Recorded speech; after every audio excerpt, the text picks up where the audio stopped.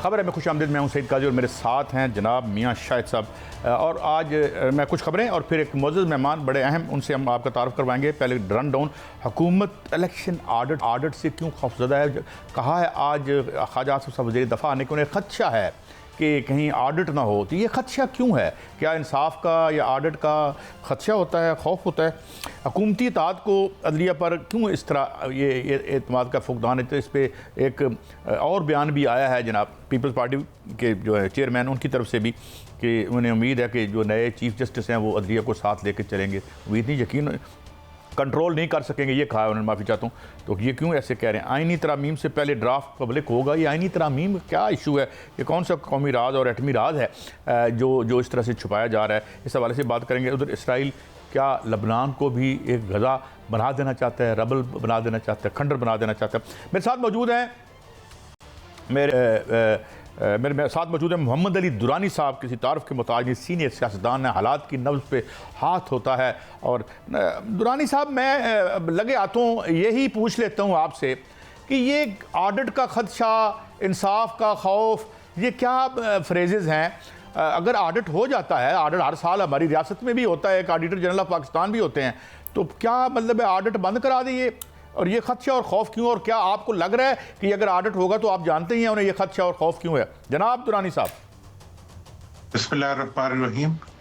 काई साहब, ये असम्बली जो है ना, असल में ये बिलालगंज से लाई हुई कबाड़ की असम्बली है, ठीक है ना? और इसके अंदर जितने भी कल पुर्जे फिट हुए हैं उनमें से कोई भी ओरिजिनल नहीं है।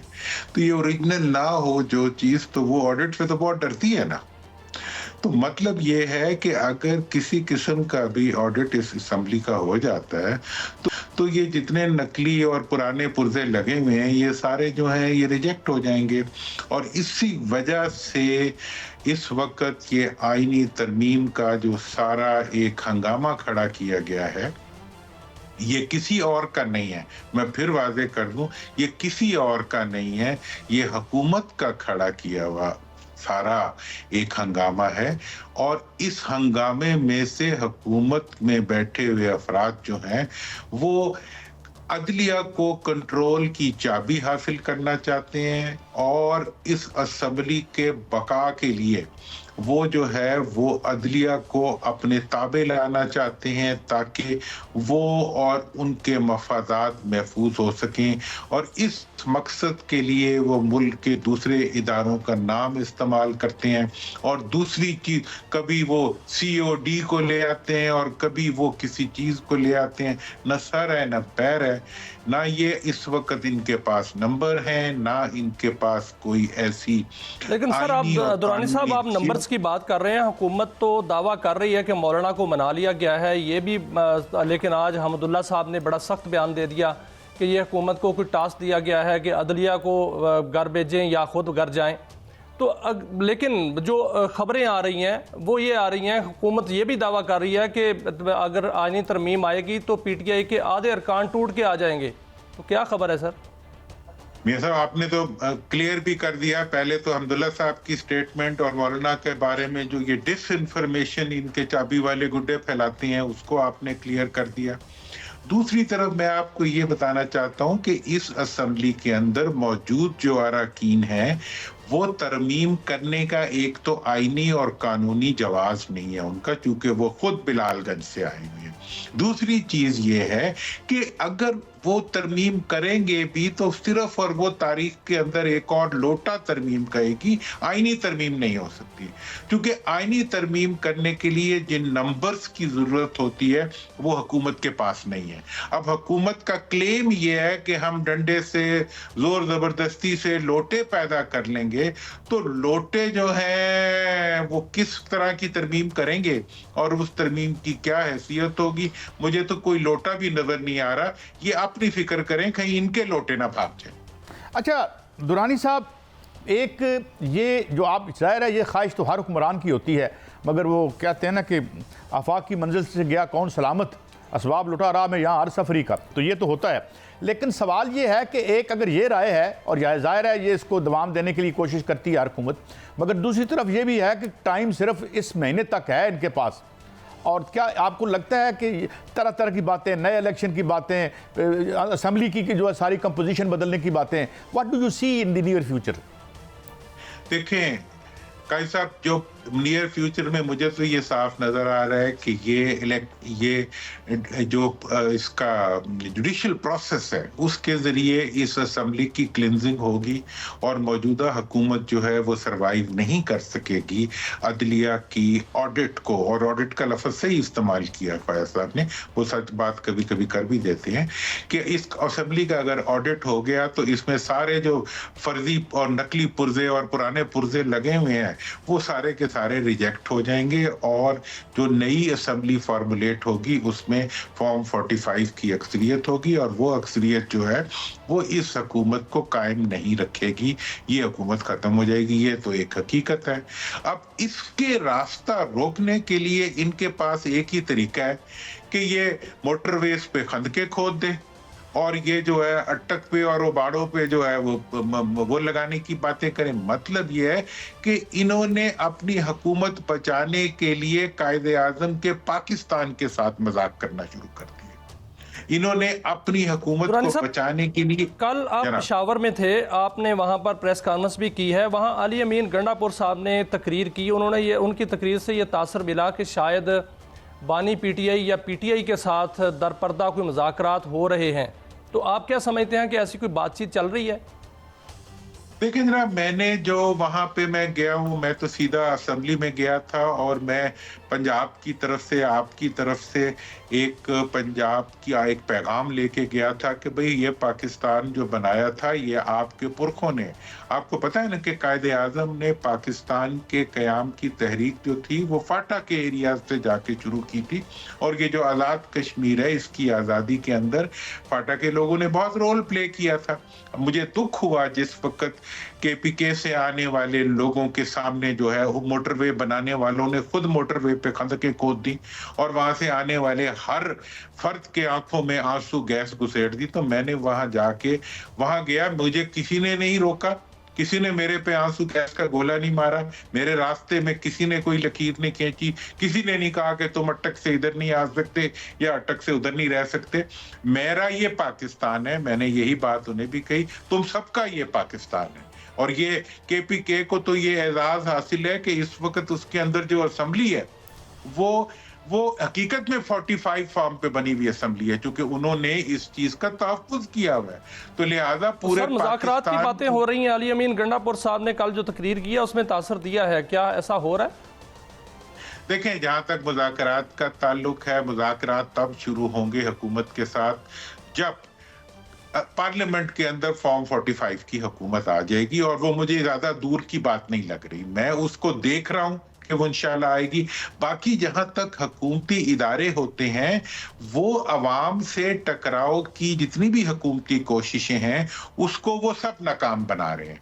और मेरा ख्याल है कि पूरी पाकिस्तान से मोहब्बत करने वाला हर फर्द जो है वो पाकिस्तान के अंदर सियासी इख्तलाफात की बुनियाद के ऊपर इदारा जाती टकराव और इदारों और अवाम के दरमियान टकराव की हर मुमकिना इम्कान के खिलाफ है।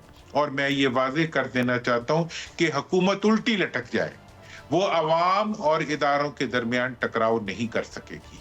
इसके लिए किसी मुज़ाकरात की या किसी उसकी जरूरत नहीं है, ये एक फितरी अमर है। और आपको पता है, मैं इलेक्शन के दिन से ये बात कह रहा हूं और आज भी इस पे कायम हूं कि हुकूमत जितनी मर्जी अपनी ताकत के इस्तेमाल के जरिए इरिटेट कर ले, कोई भी इदारों से नहीं लड़ेगा, बल्कि इंशाल्लाह पाकिस्तान के अंदर मफाहमत की फिजा। मैंने वहां जाके कल कहा कि भाई मैं यहाँ पर जो है, मैं तो मफाहमत और भाईचारे और अमन का सफीर बन के यहाँ आया हूँ। मेरा यहाँ आने का मकसद जो है वो ये है कि देखिए सर, आपने कल बड़ी वहाँ पर जो है वो सख्त बातें भी की हैं और आपने कुछ खबरें भी, उस आपकी बातों में खबरें भी थीं। आपको क्यों लग रहा है सर कि ऐसा तासर कल मिल रहा था कि कोई नया इलेक्शन होने वाला है और नए इलेक्शन की तरफ मामला जा रहे हैं? तो सर कब तक ये मामला जो है वो आप देख रहे हैं? मुझे तो, मैं तो जिस दिन से आपसे बात कर रहा हूँ आपको दिखा रहा हूँ कि नई इलेक्शन हो रही है, फॉर्म 45 की हुकूमत बनेगी, उसके बाद जो है कॉन्स्टिट्यूशनल अमेंडमेंट्स होंगी जिसमें कि तीनों इंतखाबात को एक वक्त कराना और दीगर कुछ ऐसी जरूरतें हैं कौमी, उसके मुताबिक। तो नए इलेक्शन कब तक देख रहे हैं सर? मैं तो ये देख रहा हूँ कि जब भी नई असेंबली, जब भी नई हुकूमत बन गई, उसके बाद वो चंद कानूनी कार्रवाइयां पूरा करने के बाद अच्छा, नए इंतखाबात दुरानी की तरफ साहब, जाएंगे। एक और बड़ी दिलचस्प बात है, जब मौलाना साहब से मिलने गए अपने प्राइम मिनिस्टर साहब, तो उन्होंने तरमीम के लिए उनकी मदद मांगी, तो उन्होंने कहा वो ड्राफ्ट तो दिखाएं, तो पीएम साहब का गालिबन कहना था कि वो तो मेरे पास भी नहीं है। तो एक चीज़ जो इतनी गैर मरई है, उसके लिए क्यों मारे जा रहे हैं हम? देखिए, असल में वो तरमीम जो है ना, उनकी तरमीम सिर्फ चाबी है। वो चाहते हैं कि उनको चाबी मिल जाए कि वो जब चाहें अदलिया को स्टार्ट करें और जब चाहें ऑफ कर दें। और मैं आपको ये बड़ी वजाहत से बताना चाहता हूं कि इस बात का इम्कान ही अब नहीं है।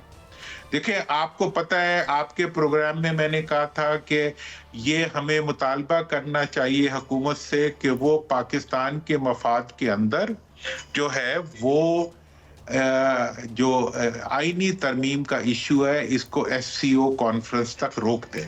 फिर मौलाना ने एक स्टेट्समैन की तरह ये बयान दिया कि हुकूमत को चाहिए कि वो SCO कॉन्फ्रेंस के इख्तिताम तक जो है इससे मुतल्लिक तमाम कार्रवाइयों को रोक दे। फिर हुकूमती अफराद ने भी इस चीज की तायद की कि ये जो है ये SCO कॉन्फ्रेंस तक जो है इस प्रोसेस को रोक दिया जाना चाहिए। और अब मैं आपके प्रोग्राम के तवज्जुह से ये बताना चाहता हूं कि 18 से पहले तरमीम के बारे में कोई एक्टिविटी नहीं होगी, ये तो खत्म हो गई बात। अब उसके बाद 18 के बाद तरमीम हो सकेगी या नहीं हो सकेगी, मैं फिर बताना चाहता हूं कि नहीं हो सकेगी, क्योंकि उसके लिए अफराद ही पूरे नहीं हैं। और दूसरी बात यह है कि ये तरमीम सर, तरमीम तो हुकूमत कहती है कि हर हाल में 25 से पहले करनी है, 18 हो, 19 हो, 20 हो, 21 हो, तरमीम तो हुकूमत कहती है हमने करनी है और 25 से पहले करनी है। मगर दुरानी साहब तो ये कह रहे हैं कि उनके बंदे ही पूरे नहीं हैं। मैं कह रहा हूं जी, वो तरमीम एक सूरत में कर सकते हैं कि वो असेंबली के अंदर जो है फौरी तौर पे मट्टी के लोटे बनाने का एक कारखाना लगा दें और उस लोटों को बिठा के कुर्सियों के ऊपर वो उनसे वोट दिलवा लें। मतलब ये है कि तरमीम होगी तो कौन का, अच्छा जी लोटे तरमीम करेंगे, लोटे ही कर सकते हैं, नंबर तो है नहीं। मौलाना के बारे में मौलाना तरमीम तो नंबर संभालने की जो उनके पास है, क्योंकि हुकूमत तो दावा कर रही है कि आधे टूट के आएंगे।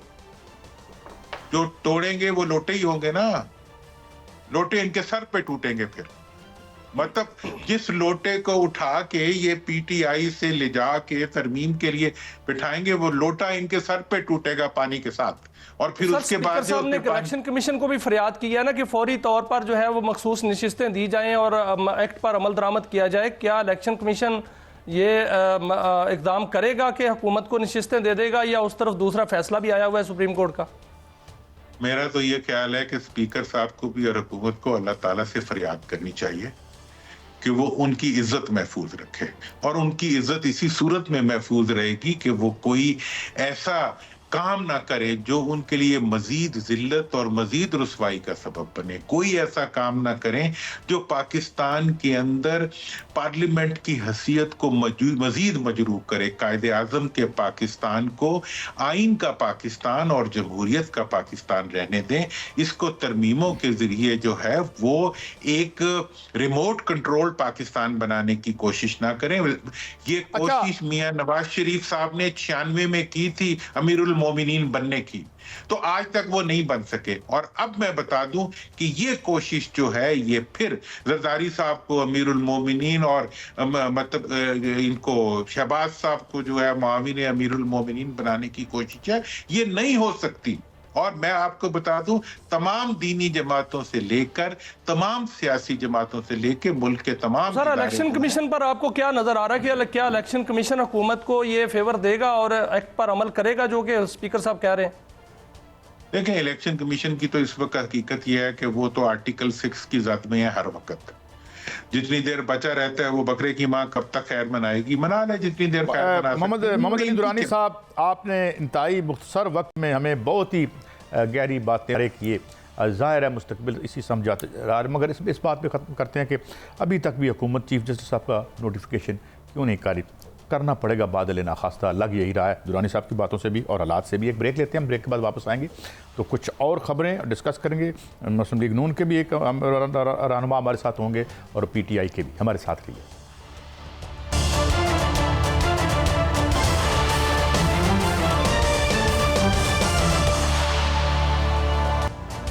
वेलकम बैक नाजरीन। हमें ज्वाइन किया है मुस्लिम लीग नून के रहनुमा मेंबर पार्लियामेंट जनाब अली गौहर बलोच साहब ने हमें ज्वाइन किया है और साथ हमारे साथ सेनेटर हुमायूं मोहम्मद साहब भी होंगे PTI के। बहुत शुक्रिया दोनों मुअज़्ज़ज़ मेहमानों का। बलोच साहब, एक तो मैं आज आपका कमेंट चाहता हूं जो वज़ीर दिफा ने एक स्टेटमेंट और बयान दिया है, और फिर मैं वो भी आपके अंदर की खबर लूँगा जो मैंने ऑफ द कैमरा आपसे पूछी है। पहले तो ये बताएं कि ख्वाजा साहब क्यों कह रहे हैं कि उन्हें खदशा है कि कहीं वोटों का ऑडिट ना हो जाए, तो ये खदशा क्यों है? वैसे तो ऑडिट एक हो जाए तो क्या हर्ज है, अब मगर उनका ये कहना इसको हम कैसे इंटरप्रेट करें? अली गौहर बलोच साहब। बिस्मिल्लाहिर्रहमानिर्रहीम। देखें, जो ख्वाजा साहब ने बात की है, मैं यहाँ पर जिक्र करूँगा 2013 का। ये एक वतीरा बन चुका है, जिस तरह से कि मुल्क के अंदर धरनों के ज़रिए, पुरतशद्दद एहतजाज के ज़रिए, 9 मई के वाक़यात के ज़रिए मुल्क के अंदर एक अनारकी और इंतशार फैलाया जाता है एक पार्टी की तरफ से। इसी तरह से आपको याद होगा कि 2013 के जो धरने थे और उस वक्त भी जो ढंडोरा पीटा गया था वो इंतखाबात में धांधली का ढंडोरा था। जब ये इलेक्शन जिसमें कि ये हार जाएं और अपोजिशन में बैठना पड़े तो ये उस पर शदीद ढंडोरा पीटते हैं और मुल्क में एक अखाड़ पछाड़ लगाते हैं कि भाई मुल्क के अंदर धांधली हो गई। और जब किसी में कामयाब हो जाए, इनकी हुकूमत बन जाए, तो फिर ये कहते हैं कि वो इलेक्शन ठीक है, चाहे वो RTS सिस्टम के ज़रिए क्यों ना बने हो। और 2013 में भी एक अदालती कमीशन बना था और उसमें आपको याद होगा कि उसमें इनका इल्ज़ाम था कि मुनज़्ज़म धांधली हुई है और अदालती फैसला था कि कोई मुनज़्ज़म धांधली नहीं हुई। इन तमाम चीज़ों की जो बुनियादी वजह है वो यही है कि मुल्क के अंदर सियासी और मुआशी तौर पर एक ऐसी फ़िज़ा कायम करना कि जो मुल्क को जो है वो मुल्क के अंदर अमन ना हो, मुल्क के अंदर और हमारी मईशत और हमारा मुल्क तरक्की की तरफ। बलोच साहब, इस वक्त तो मामला आईनी तरमीम का है। आईनी तरमीम होगी नहीं होगी, अगर होगी नंबर कैसे पूरे होंगे? सर, नंबर क्या पूरे हो गए हैं? मौलाना मान गए हैं क्या? देखिए, मैं फिर पहले सवाल की तरफ आऊँगा। ख्वाजा साहब ने जो बात की वो इस पैराए में की है कि जिस तरह से हमें सुप्रीम कोर्ट के जजेस के अंदर भी वाज़े एक मतलब है जो माहौल बना हुआ है जिस तरह का, और वाज़े तफरीक नज़र आती है, तो जाहिर है कि अगर एक आइनी और कानूनी प्रोसीजर से हट के कोई एक दोबारा मुल्क के अंदर बदअमनी पैदा करने के लिए कुछ इस किस्म के इशूज़ को गैर आइनी तरीके के साथ उठाया जाएगा तो फिर जाहिर है मुल्क में एक अनारकी तो फैलेगी। जहाँ तक नंबर ऑफ गेम है तो जाहिर है कि ये एक सियासी हुकूमत है और हम नहीं चाहते कि किसी भी कवानीन को जो है वो बिल्डोज किया जाए। यही वजह है कि मौलाना साहब के साथ और नंबर ऑफ गेम पूरी करने के लिए उन पॉलिटिकल पार्टीज़ के साथ रब्ता किया गया है, उनके साथ वो चीज़ें शेयर की गई हैं ताकि उनकी राय जो है और इस कानून साजी के लिए और आईनी अमेंडमेंट के लिए जो कि पार्लियामान का काम है, एक माहौल बनाया जाए और एक राय आमा हमवार की जाए। तो मैं समझता हूँ कि मान गए सर जी, इस कॉन्फ्रेंस के बाद देखें बाकायदा ऐलान तो मौलाना साहब ही करेंगे, लेकिन एक सियासी कारकुन की हैसियत से मेरी ज़ाती राय ये है कि कुछ चीज़ों पर इत्तेफाक हो चुका है और वो इंशाल्लाह इस कॉन्फ्रेंस के बाद जो है आपको उस पर बाकायदा तौर पर अमल होता होगा। चलें आपके लिए, लेकिन मैं सेनेटर हुमायूं मोहम्मद साहब आपको इन करते हैं। अभी आपने गुफ्तगू सुनी हमारे मौजूद मेहमान अली गौहर बलोच साहब की, एक तो एक चार्जशीट भी है कि जी ये धांधली का मामला जो है, इस पे आप अपना कमेंट करें। और ये आपको भी लग रहा है कि ये तरमीम के ऊपर जो रस्साकशी हो रही है उसमें हुकूमत या एक जोर लग रहा है, यूँ कह लेते हैं, तो वो उसमें आपको लगता है कि ये थ्रू और कामयाब होती नज़र आती है? दोनों बातों पे आपका रिस्पांस। जो तरामीम है उनके ऊपर एक रिस्पॉन्ड करना चाहूँगा। देखिए, जो कॉन्स्टिट्यूशन के अंदर तरामीम होती है ना, ये एक प्रिंसिपल होता है जिसमें इसमें कोई शक नहीं 2/3 मेजॉरिटी चाहिए होती है। लेकिन अगर हम 2/3 majority at the gun point ले रहे हैं या 2/3 मेजॉरिटी किसी प्रेशराइज या उनको डरा धमका के ले रहे हैं तो वो मॉरल वैल्यू तो वैसे ही ख़त्म हो जाती है। फिर हम उससे के लिए हम स्पेशल एक एक्ट बना रहे हैं कि उस एक्ट में हम कहते हैं कि यार जो हॉर्स ट्रेडिंग है अब वो जायज़ है। तो आप अपना जो पार्टी प्रिंसिपल है आप उसके खिलाफ वोट ज़रूर दे दें। जो हम लोगों ने आर्टिकल 63 ये किया था, आपको कुछ नहीं होगा, आपको डिसीट कर देंगे लेकिन हम आपको माला माल कर देंगे या हम आपको फलानी पोजीशन दे देंगे या सब कुछ कर देंगे। तो इन अदर वर्ड्स जिस तरीके से क्या आपके पास कोई ऐसी इतलात हैं कि कोई डराया धमकाया जा रहा है या कोई आपके अरकान जो हैं वो राब्ते में हैं, कोई ऐसी इतलात हैं आपके पास?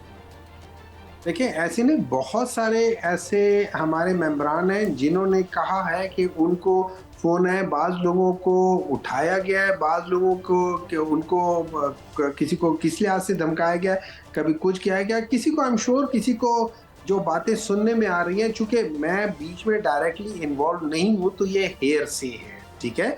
इसके अंदर मैं ये तस्दीक के साथ नहीं कह सकता हूँ, लेकिन बहुत सारे लोग हैं जिनको कहा गया है और स्पेशल इंस्ट्रक्शंस हैं, हम सारे मुल्क से बाहर हैं या इधर उधर छुपे हुए हैं कि उनकी वजह ये है कि मैं इससे पहले कि मैं अली गौहर बलोच साहब की तरफ बढ़ूँ, आपकी सफ़ों में से आपके साथियों के आ रहे हैं जी हमें कीमतें लगाई जा रही हैं, लोग उठाए जा रहे हैं, ये ऐसी कोई सूरत अहवाल है कि जिसमें जो आप कह रहे हैं कि ये जो असद कैसर साहब का बयान आया है इस पे क्या कमेंट है आपका?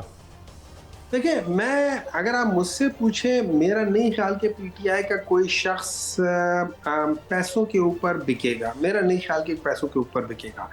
हाँ ये ज़रूर होगा कि उसके ऊपर एक प्रेशर होगा, किसी की बीवी को अगर किसी ने उठाया हुआ है या उसको डराया धमकाया हुआ है। इससे पहले हम देख चुके हैं कि पिछले 2 साल में किस तरीके से बच्चों को 10 साल के बच्चों को उठाया गया है, बीवी को उठाया गया। अभी पिछले दिनों एक हमारे मेंबर थे MNA, उन्होंने कहा है कि उनकी बीवी को उठाया गया था या बहन को उठाया गया था, समथिंग लाइक दैट। इस तरीके से और बहुत सारी चीज़ें हो रही हैं जो कि होनी नहीं चाहिए। अनफॉर्चुनेटली ये चीज़ें हम जितना नीचे गिर गए हैं, अब होता ये है कि हम लोग जस्ट बिकॉज के मैंने गलत काम किया है तो आप जो गलत काम कर रहे हो आप मेरा रेफरेंस दे के गलत काम कर रहे हो कि भाई हुमायूं आपने भी गलत काम किया था तो मैं भी कर रहा हूँ, और फिर जब मैंने कोई गलत काम करना होता है मैं आपका रेफरेंस दे देता हूँ कि आपने गलत काम किया तो मैं भी कर रहा हूँ। लेकिन हो ये रहा है कि गलत काम पहले से ज़्यादा गलत हो रहा है और उसके ऊपर और ज़्यादा गलत हो रहा है। तो बजाय इसके कि हम सीधे रास्ते पर जाएं, हम उल्टा गलत रास्ते पर जाना शुरू हो गए, जिसकी वजह से ये मुल्क फर्दर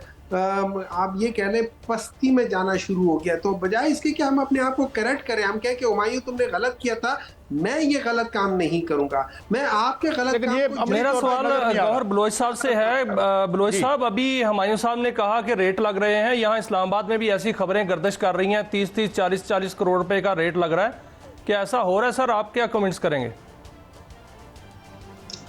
मेरा ख्याल है कि बगैर सबूत के और बगैर किसी चीज़ के इल्ज़ाम लगाना, फिर बातें तो इल्ज़ाम तो आप जिस तरह के मर्जी लगा दें कि इतने रेट लग रहे हैं, इतना फलां हो रहा है, तो ये तो मेरा ख्याल है इंतहाई गैर मुनासिब बातें हैं इस तरह की, और ख़ास तौर पर किसी भी पार्लियामेंटेरियन के बारे में करना, चाहे वो किसी भी पार्टी से ताल्लुक़ रखता हो, और वो भी बगैर सबूत के बात करना, जिसका अगर तो कोई इनके पास सबूत है तो वो किसी रुकन को लेकर आए, वो अपना सबूत साथ लेकर आए, फिर बात करें, फिर उस पर हम जवाब देंगे।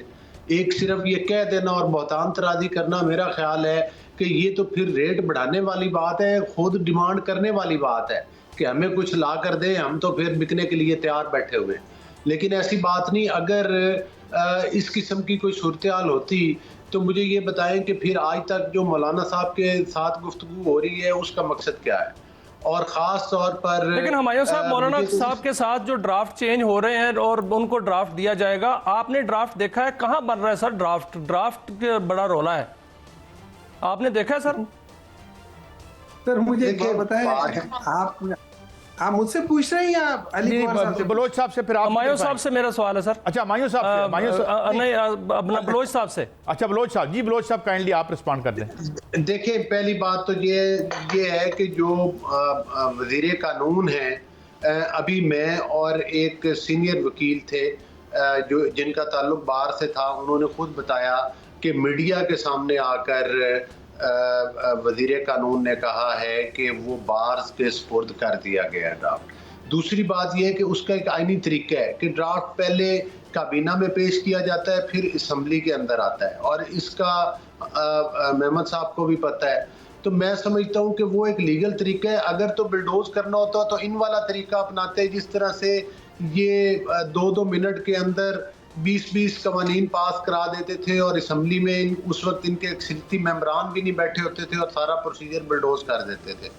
तो अब तो एक जमहूरी हुकूमत है, और ये एक जमहूरी प्रोसेस का हिस्सा है। ख़ास तौर पर आज मुझे तो जो इस बात की बड़ी खुशी है कि इन्होंने पूरे कितने साल, जब से इन्होंने इनकी पार्टी बनी सियासत की और मौलाना साहब के उल्टे सीधे अलकाब से पुकारते थे, आज जो दिन में 50-50 चक्कर लगाते हैं, इनकी जूतियां घिस गई हैं मौलाना साहब के घर के चक्कर लगाते हैं। बलोच साहब, एक तो माफी चाहता हूं, सब ही चक्कर लगा रहे हैं, खिताबात से उनसे बात करते हैं। नहीं बलोच साहब, लेकिन उनकी तो आजकल सारा एक उनका ना तवाफ कह लें वो हो रहा होता है, not in the religious sense. लेकिन हुमायूं मोहम्मद साहब, आप क्यों ये कहते हैं? अभी कुछ लोग इंडिपेंडेंट एनालिस्ट ये कह रहे हैं कि ये ड्राफ्ट इस गवर्नमेंट का ही है और इसका जो है किसी और इदारे से कोई लेना देना नहीं है, और ये मतलब वो अपनी तय इल्ज़ाम लगाते हैं ये अपनी हुकूमत को दुआम देने के लिए कर रहे हैं, और ये मगर आप की तरफ से कुछ शकूक शुबात आते हैं कि ये कहीं से दरामद किया जा रहा है। वाई दिस ये बाम और शक शुबा क्यों है? सर मुझे एक बात बताएं, क्या आपको शक शुबा नहीं है? नहीं, मैं तो आपसे पूछूंगा ना, मैं राय दूंगा आपको इस बारे में, लेकिन जाहिर है आपकी राय देना या बलोच साहब की राय देना ज्यादा साहिब है। देखिए, मैं इसलिए कह रहा हूं, अगर फर्ज करें, मैं सवाल करता हूं, अगर एक पॉलिटिकल पार्टी ने मुसवदा बनाया है, लेट्स से हुकूमत है, और हुकूमत में पीपल्स पार्टी ने तो कहा हुआ है हम हुकूमत का हिस्सा नहीं है, ठीक है, तो चलो हम मान लेते हैं कि पाकिस्तान मुस्लिम लीग नून हुकूमत में उन्होंने ये मुसवदा बनाया होगा। अब मुझे एक बात बताएं, ये अगर पीपल्स पार्टी ने मुसवदा बनाया है तो क्या इनके डिप्टी प्राइम मिनिस्टर इसहाक डार साहब, क्या उनको इसके बारे में कुछ नहीं पता होगा? क्या सिर्फ और सिर्फ एक या दो लोगों को, जैसे लॉ मिनिस्टर साहब है, उनके अलावा एक आध के अलावा किसी और को नहीं पता होगा? बहुत सीनियर लोग, किसी को नहीं पता होगा?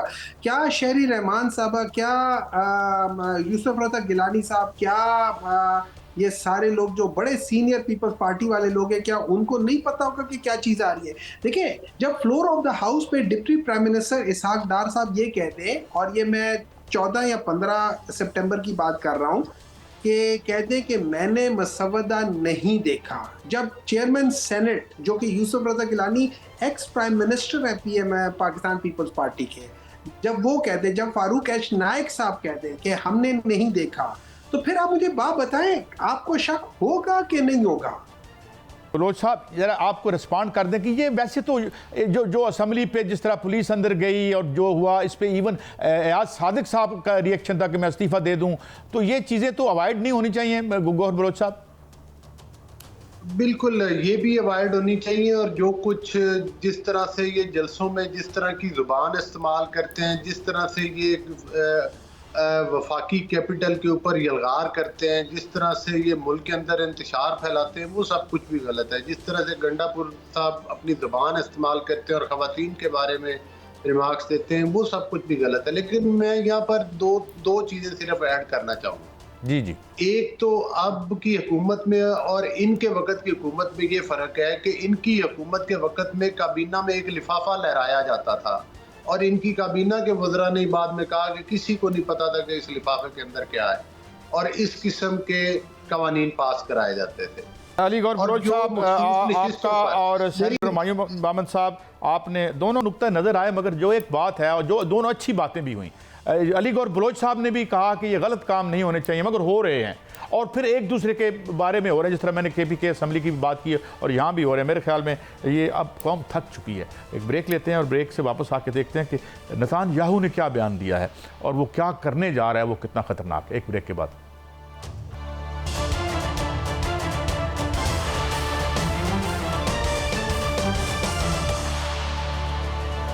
Welcome back.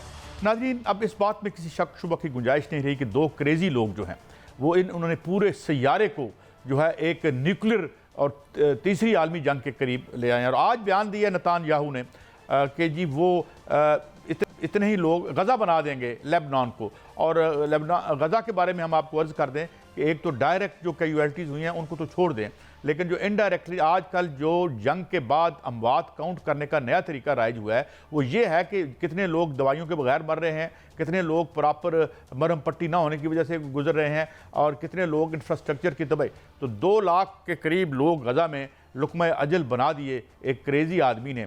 और ये अब आगे वो लेबनान में भी ये बात कर रहा है। अब ये मुझे मियाँ साहब ये लगता है कि ये जो एक बेबसी और इम्पोर्टेंस है कि जी वो ईरान पे अगर डायरेक्ट हमला करें तो वल्नरेबल हो जाती हैं तमाम बेसिस, जो कतर में है, जो बहरीन में है, जो उनके जहाज़ खड़े हैं, जो जंगी जहाज़ अमेरिका के खड़े हैं, तो फिर तो उनके पास बचाने के लिए कुछ नहीं होगा। अगर ईरान पर वो हमला करते हैं तो बड़ा लीथल हमला होगा, और तल अवीव पर भी हमला होगा, और वहाँ भी ये तो अब उन्होंने अपनी फेस सेविंग के लिए ये फैसला कर लिया है कि अब लबनान को ही गज़ा बना दिया जाए। ये बर्बरियत यूँ ही लग रहा है आपको, या आप क्या समझते हैं, कैसे देखते हैं?